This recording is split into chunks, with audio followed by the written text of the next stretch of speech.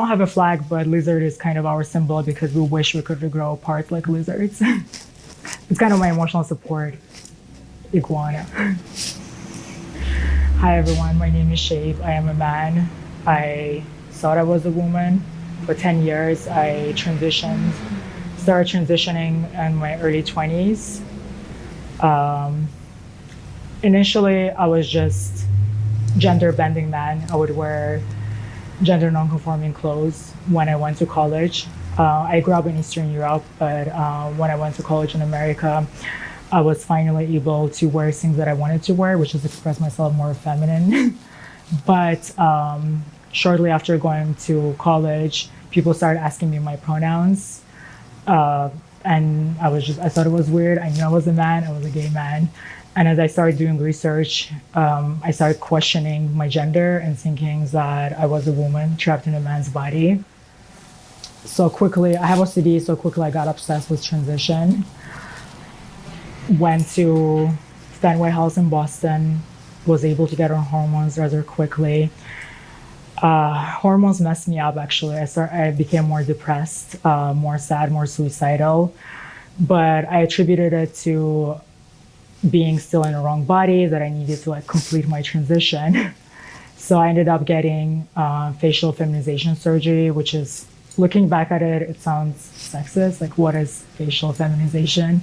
Women come in different shapes and colors and sizes. And shortly after that, I got approved for sex reassignment surgery. And I was only approved in 12 visits. Is it easy to get these surgeries scheduled?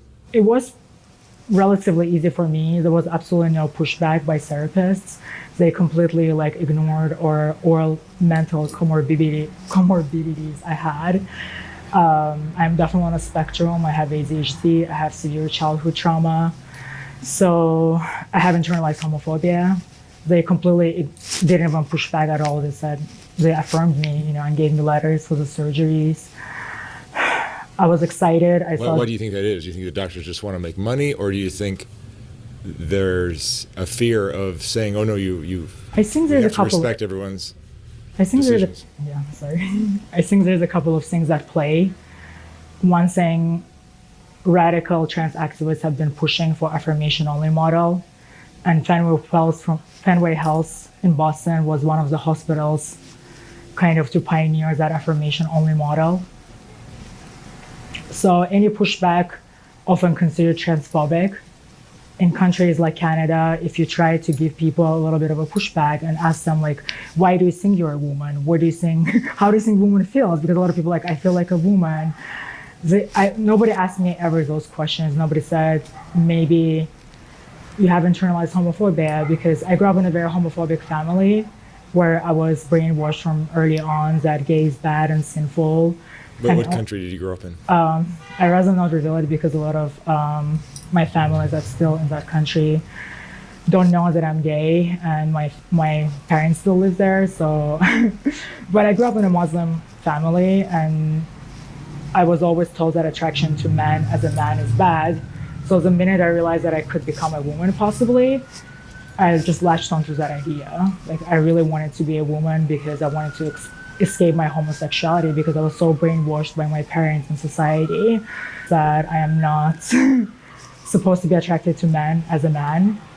So the minute I came across that there was a way to possibly change my sex, I latched onto that idea, immediately. And therapists never tried to help me tackle my childhood trauma.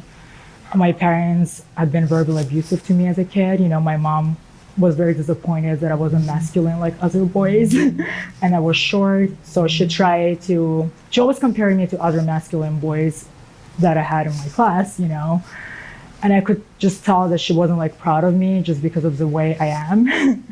And she kept on trying to butch me up, tried to give me to karate classes. She even gave me to classes where I had to do stretching, try to grow taller. So, and I got a lot of abuse at school as well. People just kept on calling me sissy, all the regular things effeminate gay men, gay boys go through. So that kind of early on sent a message to me that I must not be a real man because of the way I am. And it's kind of hard for me to talk about right now. So I was trying to escape my homosexuality and my my maleness, I guess, because I felt like I couldn't measure up to other men because there is this rigid stereotypes of a man in society that you have to be tall, masculine, act certain way.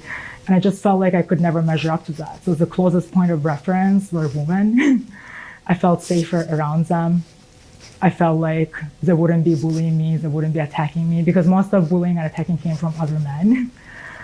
And that made me feel like I had more kinship with women. So that was another factor that kind of pushed me into it. But back to why it's affirmation only and why people are getting fast-tracked to a transition pipeline. It's number one, as I said, therapists are just afraid to practice anything other than affirmation because then they're labeled as transphobic. In Canada, it's considered conversion therapy if you try to push back a little bit. Also, there is a lot of money to be made from insurances through this hormone therapy, affirmation surgeries. For example, when I was cleared for the surgery, I know this sounds ridiculous, but nobody even sat me down and told me that you're gonna have to take hormones for the rest of your life. I was stupid, I was young. A lot of trans women and trans communities think that estrogen is just for looks. But there's so much more to it, you know, it definitely changes the way you feel, the way you think. If you're a man getting castrated with estrogen, and in my case, I was a gay man, it actually contributed more to my depression. So yeah, and there is now a lot of money to be made from those affirmation surgeries because in Massachusetts, for example, pretty much all the surgeries are covered at this point. I believe it's the same in California. And people are getting the surgeries and hormones younger and younger. And I transitioned to live stealth because I wanted to just blend in, get away from everyone, and just be left alone because I just feel disappointed in general by society. That was my goal with transition. But as I saw that so many people were transitioning younger and younger, getting surgeries younger and younger. And also what was happening with the whole like Leah Thomas situation, trans people competing in women's sport and winning them. I just felt like I had to say something because actually after I had a surgery, I spiraled into severe depression. And trans community was gaslighting me and telling me that it was a post-op depression, that it's normal, and I have to kind of like put new goals ahead of me because transition was my goal and now it's kind of not there anymore. Like I've been transitioned, but depression never went away. And actually I started having complications right after I had the surgery.